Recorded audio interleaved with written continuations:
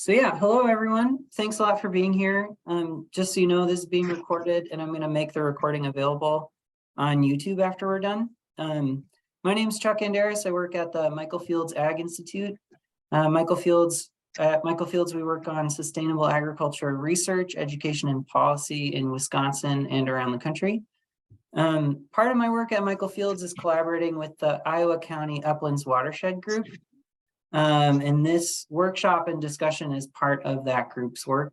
Uplands is one of 43 watershed groups around Wisconsin funded by DATCAP, the Department of Ag, Trade and Consumer Protection, with a focus on improving Wisconsin's soil and water quality through producer-led solutions that increase on-the-ground practices and farmer participation in local watershed efforts.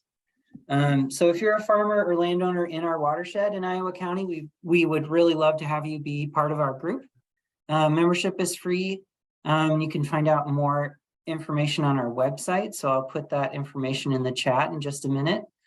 And you can sign up for more information there. You can sign up on it for our mailing list at the bottom of the page to keep in the loop for all upcoming events.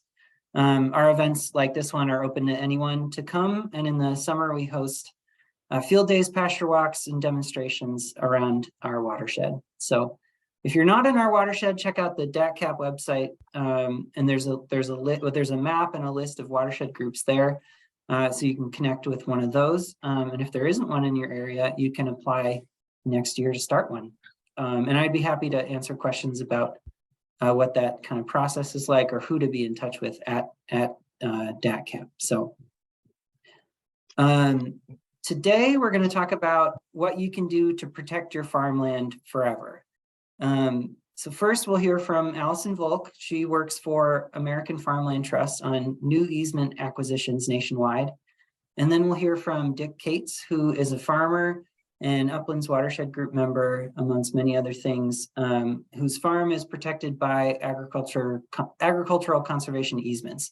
And I'll let each of them introduce themselves in more detail in just a minute. So as we're going, feel free to write down your questions or just put them in the chat, and we'll have plenty of time, almost half the time spent answering your questions, or just having a discussion about ag conservation easements in general. So without further delay, I'll pass it over to Alison, and she's got a brief presentation to go over some of the details behind ag conservation easements. Thanks, Chuck. I am Alison Volk. I'm with the American Farmland Trust.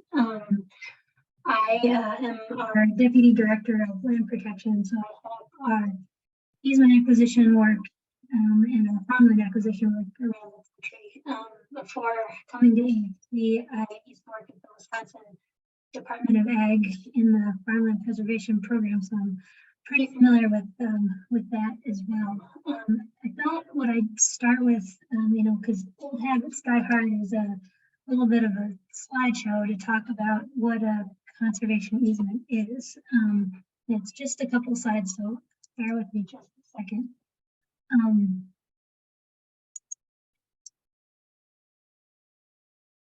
All right, can you see that? Okay, Chuck. All right. Yep.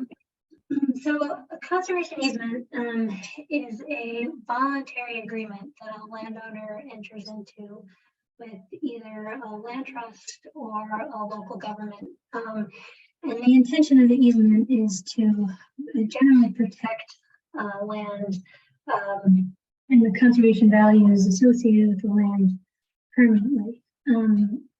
The protection generally can be, or the easement rather, can generally be donated or sold.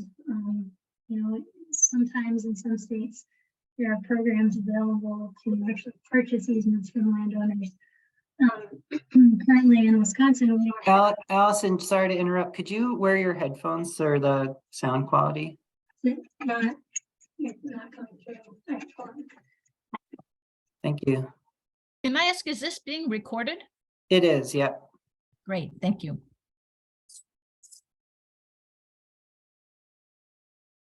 right, is that better? Can you hear that okay? Yeah, that's better. Okay. All right, so in some states, there's funding available to actually help with the purchase of an easement. In Wisconsin, we don't have state funding, but we do have a federal program available for easement funds. Where easements are donated, those donations can be treated as charitable deductions. So, it's like a contribution to a charitable organization, the value of the easement. So sometimes that can be appealing to landowners as they're working through, estate planning or transitions in their farm operations. When an easement goes onto the land, when it's recorded along with the deed, the property remains in the landowner's ownership. So you continue to have control over the property. You can still lease it, you can mortgage it, you can sell it. If you do sell it, it continues to be subject to the easement and the easement restrictions. So you know that those values are going to be protected over time. The easement is really a partnership between the landowner and the holder of the easement, so a land trust or the local government. And the holder of the easement is responsible for making sure that the easement is being followed now and into the future. So every year, a staff member from a land trust, say, or from your local government will come out and visit the property, talk to you, and make sure that the land is still protected. An agricultural conservation easement is a special type of easement. It's really a document that's designed to protect the future agricultural use of a property. So while a lot of conservation easements are designed to protect the open space and wildlife habitat, an agricultural conservation easement is drafted with the intention of making productive use of the land over time. And so it's intended to be relatively flexible, so that you're able to adapt to changing technologies. You're able to employ whatever types of farming practices you wish on the land, but you know that the agricultural values of the land are going to be protected. The main restriction is non-compatible development. So what an easement will typically do is it will prevent the land from being subdivided, or multiple non-farm residential buildings being built on the property. There are certain allowances within any of these restrictions. Depending on the size of a property, an easement can allow for maybe a reserved building right or two in the future. But on the whole, the idea behind an agricultural conservation easement is to protect the land for future agricultural use and limit impervious surface, limit pavement, limit non-agricultural development from removing the land from being available for agriculture. When we talk about what's allowed on an agricultural conservation easement, it's really uses that enable you to continue using the farm for agricultural use. So, farm worker housing for the landowner, that's allowed. Any type of agricultural infrastructure, barns, silos, fencing, on-farm energy production, all of those types of uses are allowed. And again, it's not intended to limit the type of agriculture that's occurring on the property. Oftentimes, an easement will refer to an agricultural practices management plan, which can help in making sure that conservation practices are being adopted on the farm. But that again is not intended to mandate the type of agriculture that is occurring. What is typically restricted on a conservation easement is subdivision and non-farm residential development and non-agricultural commercial development. So really uses that are going to prevent the land from being used for agricultural use in the future. We typically have questions about, well, what is an easement worth? So we have this restriction that's placed on the property, and it's removing the ability to be able to build non-farm residences, subdivide the property. What does that mean in terms of value? And if you think about it, we just put some numbers in here so it's a little bit less theoretical. If you have your property is valued without restrictions, so it's an appraiser will take a look at a farm at its fair market value without restrictions and say they value that at $500,000. And then they look at the restrictions that you're agreeing to under the terms of the easement, and they look at, well, what the property would be valued at with these restrictions being followed. The difference between those two numbers is your easement value. And the easement value can really change depending on the level of restrictions that are placed on an easement. So the more restrictive an easement, the more valuable the easement is going to be, the less theoretically the property would be sold for once the easement is in place. But it's really dependent on a number of factors too.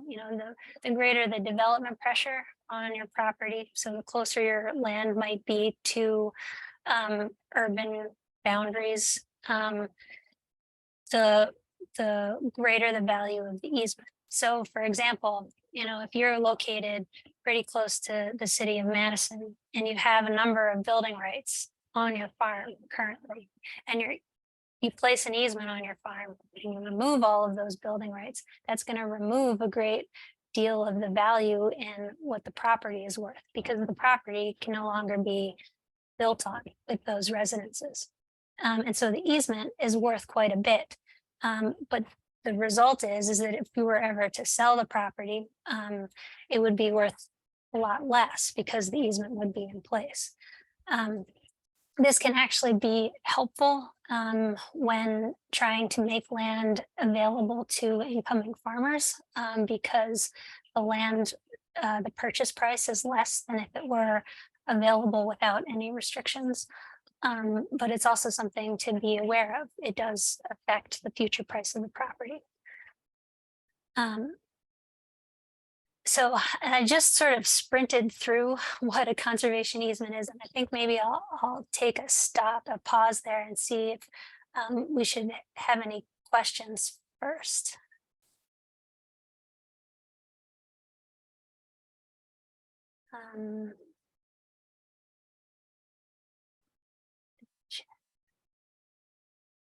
I think you can, unless someone pipes up, you can just keep going and we'll gather that up for the end as well.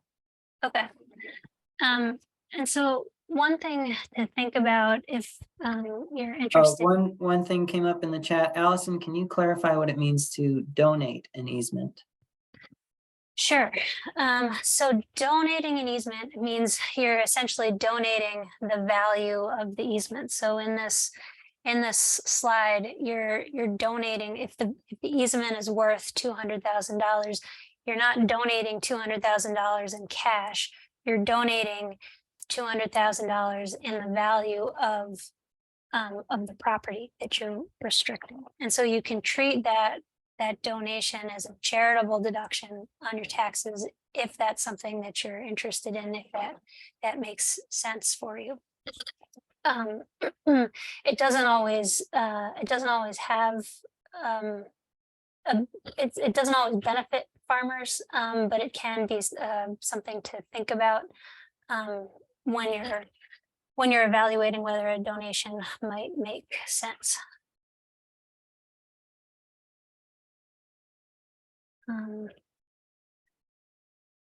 So if you're interested in finding out about how to protect your land, it's a good idea to talk to a land trust. If you're in Wisconsin, the Gathering Waters has a great resource for finding a land trust that works in your community. If you go to gatheringwaters.org, find the land trust near you, you actually can get to this map where you can kind of drill down and see what land trusts are operating in your county. You typically need a land trust to work with in order to protect your farm with a conservation easement. If you're outside of Wisconsin, and I'm not sure if we have folks on the line who are coming from other states, there's also a resource through AFT's Farmland Information Center that can help you identify not just land trusts to work with, but also local government partners. And so if you go to farmlandinfo.org, Farmland Protection Directory, you can find land trusts working in your area, and you can also find public programs that are available to you. And so that's about it. I wonder, Chuck, if it's time to turn over to Dick to talk a bit about the easement on his farm. Yeah, a couple of questions we could get to right away is another question was, is there a cost to the owner and what range might that be? And then I saw you had a picture of an industrial wind turbine. How is that in agricultural use? These are great questions. Okay, so cost to the landowner. Yes, typically, so it's a real estate transaction, and costs associated with any sort of due diligence. Often landowners are asked to help cover some of those costs. So, in terms of if there's surveys that need to be done to maybe exclude a portion of your property from an easement, if there is any kind of title work to do, to clear up any issues of title that might be present, that might be a cost. Oftentimes a land trust will talk to you about stewardship contributions. This isn't necessarily a cost, but it's something that can help land trusts ensure that they're able to steward a property into the future. So it's something to kind of keep in mind that an easement, even if you're just donating it, there are still some monetary considerations for a land trust in going through that easement process. The question about the industrial wind turbines, so those aren't, yes, so those aren't intended to be industrial wind turbines. Those are intended to be wind turbines generating power for the farm. So, anything that's meant to support the agricultural operation on the farm would be allowed. If you're talking, primarily, sourcing energy that goes back to the grid, oftentimes that's not allowed under an easement. There has been some investigations about dual use and how you can use energy production on farms in other parts of the country, but typically under a conservation easement, as we see them in the Midwest, any sort of energy production that's going on protected land is generally tied to the actual production on the farm itself. All right, and then I think with that, we'll switch to hear from Dick Cates. Thank you very much, Allison, for sharing that. And we'll get to more questions for both Dick and Allison after we hear from Dick. So, oh, you got to unmute yourself, Dick.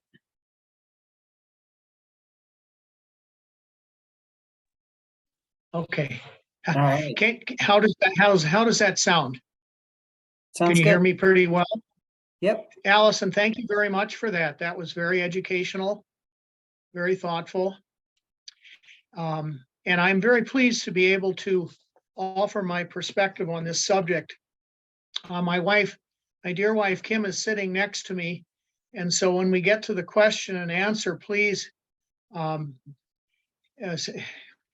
assume that she will have her own opinion, and I'd love to get her on the screen here. But for now, she wants to sit next to me and listen. It was about 2007 when I first became engaged in, maybe 2006, became engaged in the necessity of the concept of conservation easements. And I served on the state Board of Agriculture under Secretary Nilsestoon for 10 years. And during that period, I served on the Working Lands Initiative, in which we were trying to stem the loss of agricultural land from our state. At that time, and I don't know what the figure is now, but I'm going to say it's probably similar. We were losing approximately a township, which is 27,000 acres to 30,000 acres. We were losing about 30,000 acres of ag land a year in the state of Wisconsin. And for a state that's rural and depends on its agricultural community, you can't support that kind of loss continuously. It's a terrible mistake for us to continue in that sort of path. And so I started to learn quite a bit about what we could do to change that. And one of the wonderful opportunities I had was to travel to Lancaster, Pennsylvania, Lancaster County, Pennsylvania, and see what they were doing in that area to protect land. And just for background, Lancaster County is about similar in size and population and agricultural land as Dane County. So it was really a very apropos kind of a comparison. And yet what they'd done in Lancaster is they already had 100,000 acres of land protected. They had 1,000 farms protected in conservation easements. And I saw the power of that tool as the culture around respecting what they are set up to do became matured. At first, it's like anything. Everybody is skeptical and they don't understand what the benefits are. But what I learned there was that everybody, including the real estate developers, the farmers, and the legislature, was in support of protecting farmland. And the reason is that the certainty of where development could happen and where farmland was going to be protected benefited everyone.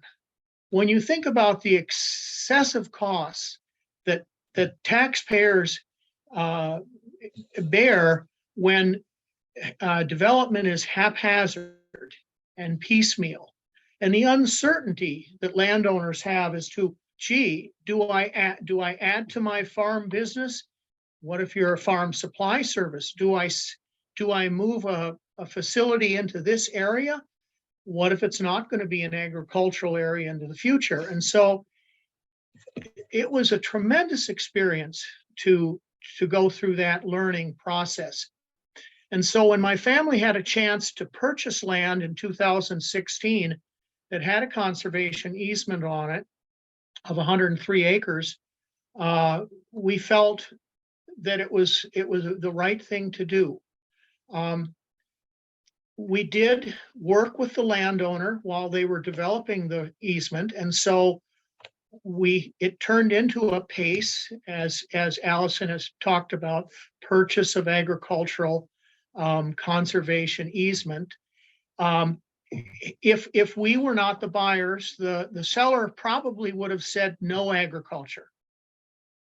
But we had a chance to work with the buyer, and believe it or not, it took 13 drafts. The 13th draft was the charm, but it allowed for the kind of agriculture that we practice on the balance of our farm. It was a perennialized grass-based system. where we run livestock and finish beef on pasture. It allowed us to do what we wanted to do on most of the acres. There were sensitive acres where the seller said, you know, I just can't meet you halfway. There's not going to be grazing or livestock in these wetlands. And we said, we understand. We appreciate your values, your goals. And he sold us the land at less than what he could have got, what the market price was. So it was a very amiable and win-win kind of circumstance for the seller, who had a wonderful passion for their land and they didn't want to see it ripped up or built up. And we were practicing the kind of agriculture that he could live with. So I want to be very positive in terms of the experience and the opportunity for farmers to do the right thing and protect land in Wisconsin. You get to work with one of our many land trusts in Wisconsin and Southwest Wisconsin. The Driftless Area Land Conservancy has been in place for 22 years. It holds over 50 conservation easements, and they hold our conservation easement. They are an accredited organization, which means they're professional, and they are here to stay. And they have folks like Alison with Farmland Trust that can walk through the process of conservation easement on your land. You start with a baseline report, and you end up with a management plan. And here's the cool thing about the management plan. It doesn't just put you in a corner. What it expresses are particular goals. What are the goals for the land? Whether it be to keep it in permanent cover, or to have areas for wildlife, or to protect the waters that flow through the land, whatever those goals are, you can develop flexibility for the management that it takes to achieve those goals. And so, in fact, right now, my son and I and my wife and daughter-in-law are working through some adjustments to the management plan, which we will present to the Driftless Area Land Conservancy, that we believe meet the management goals, the ultimate environmental goals, but allow us some more flexibility in management. And so it's a tremendously powerful tool and cultural practice that will allow a rural place like much of Wisconsin to remain so. And you know, if we think about that, you know, and we're just going to allow what happens. What we learned in Pennsylvania was the best time to protect land is now. It's always to do it now, because it becomes too late if it gets out of control. So that's my my experience with conservation easements, and I'm a very, very strong supporter of those. I am going to back up and just use an analogy that I think was useful for me when considering what a conservation, a purchase of development rights or purchase of conservation, agricultural conservation easement is if essentially, if you think of private property as when you own private property, you have a bundle of rights, and those rights may be to farm it, to log it, to have recreational rental units. It could be to have barn parties. It could be to have hikes. It could be to have access to some of the minerals. But if you think of that bundle of rights, and this is simplistic, so those of you who know this or heard of it, please bear with me. That bundle of rights is like a bundle of sticks, if you will, or a handful of stones. And those, each one of those is a separate right that comes along with private property, private ownership. And when you are selling a conservation easement, you are selling some of those rights, some of that bundle of sticks or stones you are giving up, okay? And they're defined in that baseline documentation report and in the final easement as it's drawn up. But here's the thing that I want to offer that's extremely hopeful. And Alison's completely correct. When you first sell some of those rights, it is very obvious that the price of your land may decline. But here's the coolest part, that over time, that residual value can very often rebound to something close to, or even more so than what it was at the time you entered into the conservation easement agreement. And again, we saw that in Pennsylvania, and it's because of the certainty.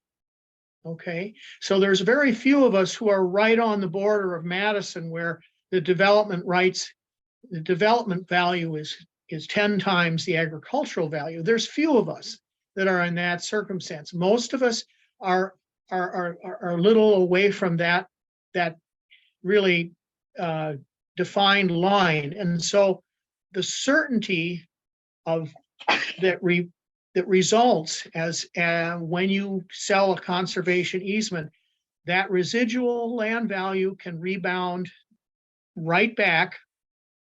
And that's one thing that many owners discount when they get involved in this, when they look towards this kind of decision making. But I will tell you that is the truth.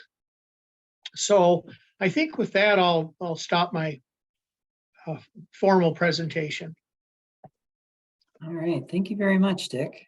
All right, some questions in the chat. So just trying to piece together a good order for them, but someone who's also named Chuck Indera says, I need more detail of who pays for the easement, the buyer or the seller. Is there a method that determines the value of the easement? Doesn't the land trust have to have a dedicated monitoring fund to ensure the easement is followed? Where does that money come from? Sure, I'll take that one. Okay, so sometimes there are funds available for a land trust to purchase an easement from a landowner. Oftentimes those funds are public dollars. So what will happen is the land trust will work with a landowner to apply to a funder for funding to purchase the easement. In Wisconsin, the only option for purchasing an agricultural conservation easement is through the federal ASAP-ALE program, the Agricultural Land Easement Program through NRCS. And so what a land trust will do is that they'll work with a landowner to put together an application. It's a competitive process, and NRCS ranks applications and will fund, the top applications that it can, depending on how much money it has available. Typically, NRCS funds just a couple of easements in Wisconsin each year, but they fund 50% of the easement value. That other 50% sometimes comes from a landowner donation of the value of the easement. And that's really just a landowner donating the value. Sometimes a land trust will have funds available. They've done some fundraising to protect land in certain areas, and they might have funds that they can put towards the easement as well. That's not always the case, but that's where you would need to talk to your local land trust and see what sorts of options are available to you. Where there isn't public funding available, if a landowner is interested in protecting their land, often the only option is to donate an easement. And in those cases, oftentimes the donation, it's not the donation itself that the landowner is really interested in. Sometimes the donation matters, that charitable contribution, but often it's, about protecting the conservation values of this property now into the future. I know, people invest so much into their land, and after a lifetime of those investments, there is that worry, of what happens to this land after you're gone.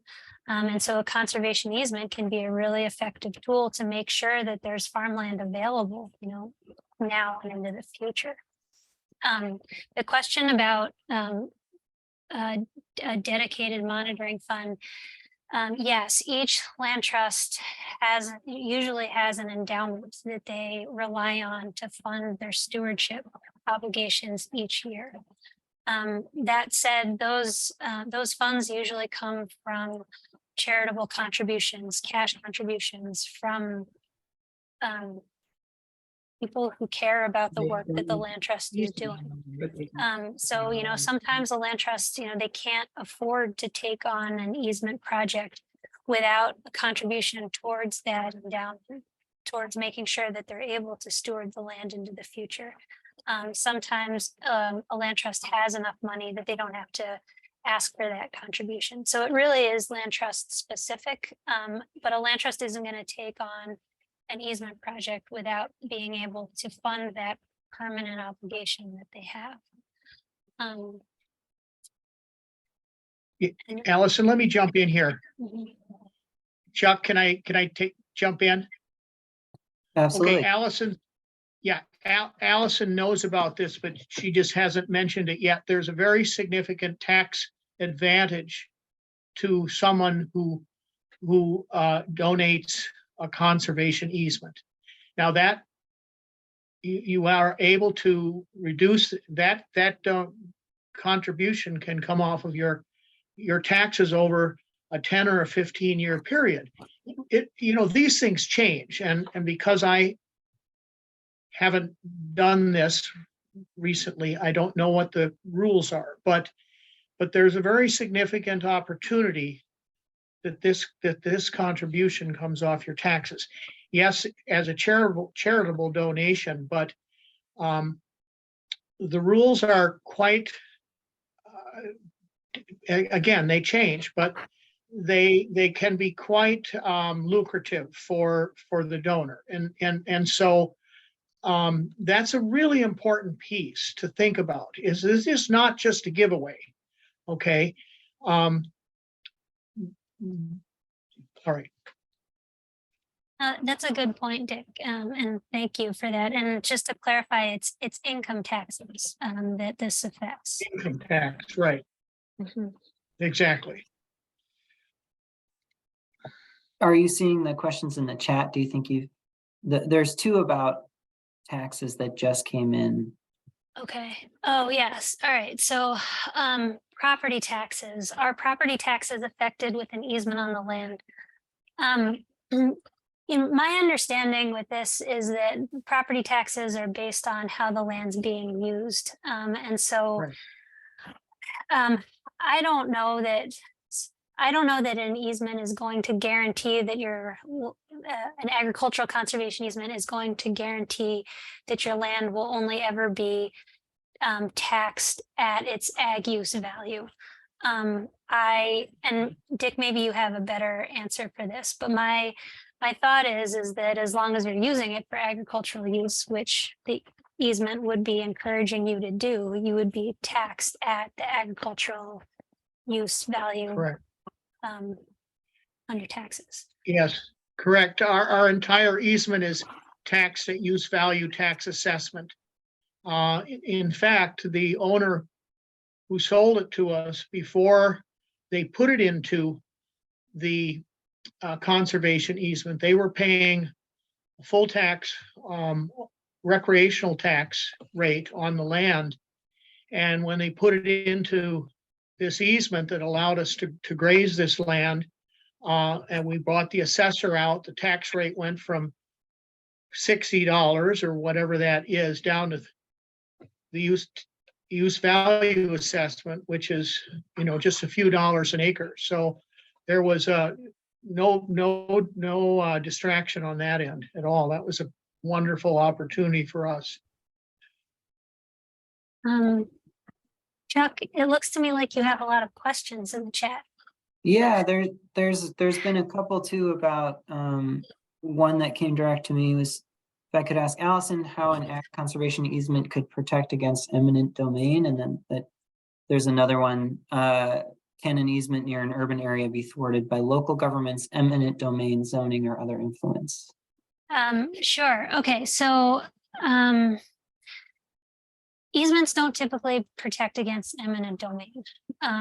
If, a roadway is planned through a protected property, there's an easement isn't going to be able to prevent that. There are instances where, if you're using public funding, if you're using federal dollars, that can be a disincentive for, state and local projects to go through a property. But for the most part, an easement isn't going to prevent eminent domain from occurring. As far as zoning, though, as long as the easement is in place, you still need to follow whatever zoning codes are applying to your property. But the zoning can't remove the restrictions that are found in your easement. So if you are, let's say, if you're in an area where your land is protected and I don't know. The zoning cannot remove the easement from is I guess what I'm trying to say, from your land. And then I think there was another question in here about whether all easements need to be into perpetuity. And there is the ability for easements to be limited term easements. I know that there's actually, I think, North Dakota or South Dakota, the only option is to do 30-year term easements. I don't know of a lot of land trusts that work in term easements, but it is a possibility. Another question, it's, I think, for Dick. Do the easement holders in Lancaster, Pennsylvania have funds to purchase easements from landowners versus relying on donation of the easement? Yes, that's a great question. What they have done in Pennsylvania is institutionalize these transactions in a formalized manner. Every citizen in the Lancaster County, at the time I was there, their taxes had increased approximately $100 per year to support a pool of money that would go towards purchasing conservation easements. That wasn't the only pool of money. I think it was a 50-50 match. But it really is all related to imagination of the folks involved. There's a lot of ways to do it. And where it becomes the kind of activity that all players see that it's a win-win, everybody is willing to contribute. So that's in fact why, when I was engaged in the Working Lands Initiative a decade ago, why it eventually failed, because we had the support of a purchase of conservation easements from the state was going to come from a pool of money that resulted from land transactions. And Margaret Crome is on the line. She may recall more specifically which transactions, but I think it was when land did go from agricultural to development, that those transaction fees would go into a pool to offset those kinds of purchases. But ultimately, the legislature nixed that, and so there was only a few transactions that took place using that public pot of money. So there's a lot of ways to do it, and ultimately, that is a very effective and very desirable way to go, where everybody contributes to this certainty of land use into the future.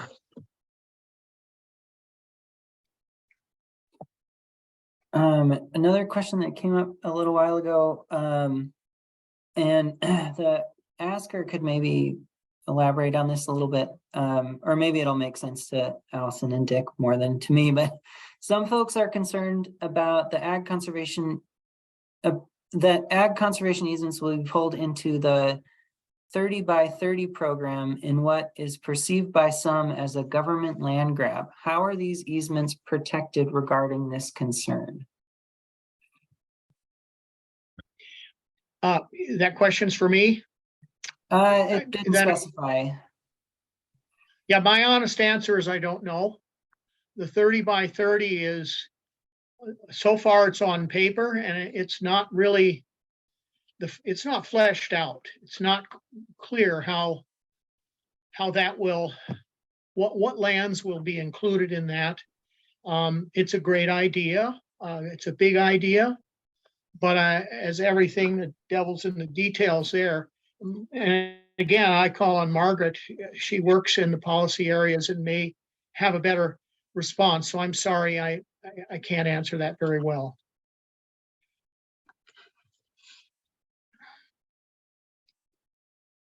Yeah, I guess the only thing I would add is that, oh, I don't know, Margaret, were you gonna say something? I'm not sure. You just came off of mute. It's not something that I could answer with any usefulness. So sorry. Okay, no, it's okay. Yeah, the only thing I was gonna say was that, you know, an easement is an agreement between a landowner and a land trust typically. So, you know, that's a private voluntary agreement. And so, you know, I can't speak to 30 by 30, but, you know, what we're talking about is a private transaction, and not necessarily one that the government is involved in. Here's a statement from Paul Dittman, who, if you don't know him, works for Compeer Financial and does a lot of loans for kind of non-traditional kinds of agriculture. Paul says, if you have a mortgage on your farm, be sure to talk to your lender early in the process. If the easement reduces the fair market value of the land, you may have to use some of the proceeds from the sale of the easement to pay down a portion of the loan balance. And also, just building off that, my question is, like, for a lot of farmers, gaining equity in their land over time is kind of the basis of retirement, their retirement funds, and their like financial security in the future. So how does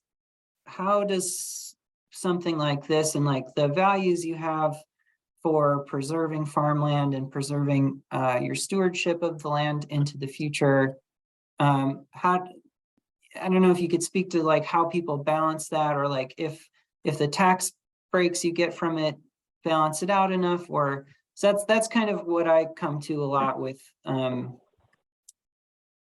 just thinking about like land value and how important that is to farmers.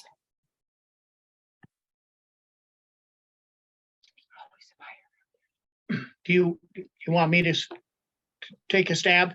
Sure, yeah. That'd be great. Okay, so I understand the question.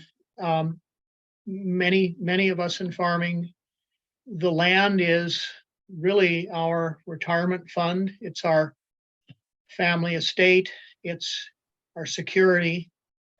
And there are certainly circumstances where considering a conservation easement may not be in the cards. Okay. But the point that I want to underscore, that I really want to keep coming back to, is that where I have seen a cultural embrace of conservation easements as a way to predict and secure a future for a rural area, land prices did not decline. They rebounded and became they were as strong as they ever were. But the family has the certainty that the next landowner will keep that land as farming. You know, there's nothing more debilitating, devastating, difficult for a farm family to, quote, lose the land. We want to have the choice to sell the land, to lose the land to the highest bidder if that's our choice. But to see that land go for another purpose, if our life has been tied up in keeping that as agricultural land, that's a really big deal. And the conservation easement is a way to ensure that after you are gone, that will be farmland, and that your community, It won't be developed. that it won't be developed. That's correct. Kim just said that. And that the certainty is there, and that there's a very, very strong sense of pride. And how do you measure that in dollars? Everyone measures that in a different way, but it has a tremendous sense of pride and well-being for many of us.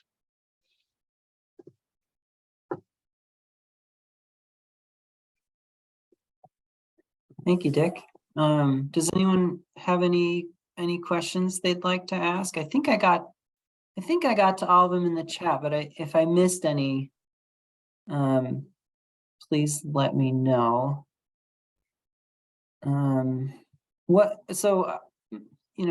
I work in policy at Michael Field, so my mind goes to policy. So like, what kinds of things, what kinds of policies would make ag conservation easements more accessible to people, or help make them more possible?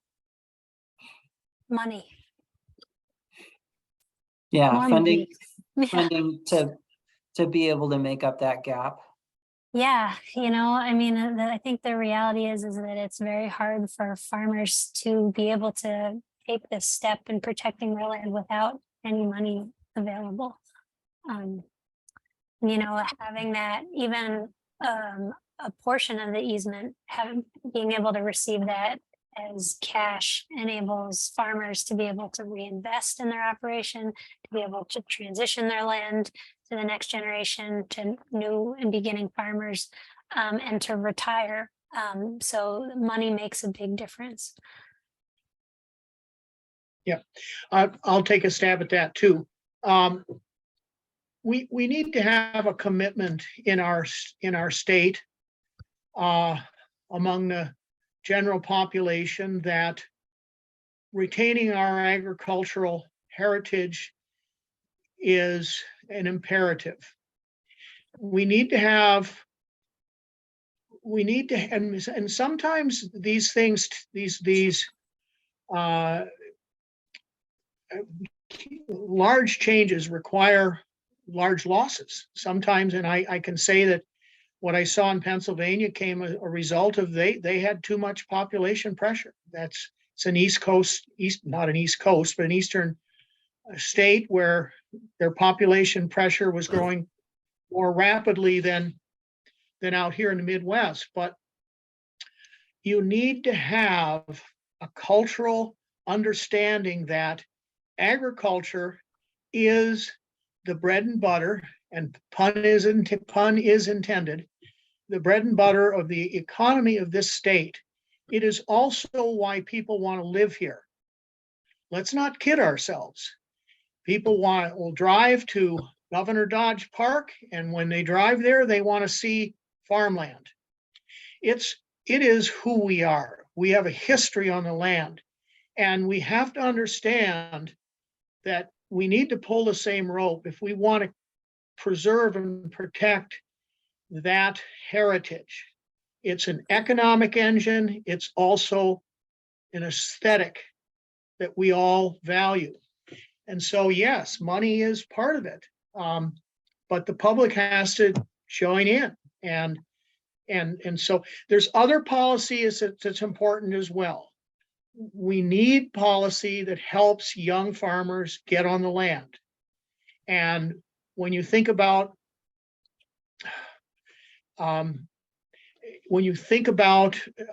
reducing young farmers through USDA Farm Service Agency, they can get a 5.45, 50 loan, which means they get lower interest rates. There's many tools that we could put in place to help new farmers get started. One of them could be, if you put your land in a conservation easement and you sell it to a new farmer, that there's a significant tax break. If there's an estate tax, for example, on the seller of the land. There's all kinds of creative ways that we could accomplish the saving of farmland and not putting all the burden on the landowner that does the right thing. Yeah, thank you, Dick. We're right about a time. I was just going to drop in the chat. Minnesota has a beginning farmer tax credit on a statewide basis. A pretty interesting model there. So, yeah, we're right at time. If anybody else has any other questions, you can always get in touch with me. I'll drop my my email in the chat. I'm going to make this into the recording into a YouTube video. So it'll be available online in perpetuity. And yeah, feel free to reach out with any questions. And thank you so much for being here. Thank you, Allison. Thank you, Dick, for sharing your experience and your knowledge with us today. My pleasure. Thank you. Thank you.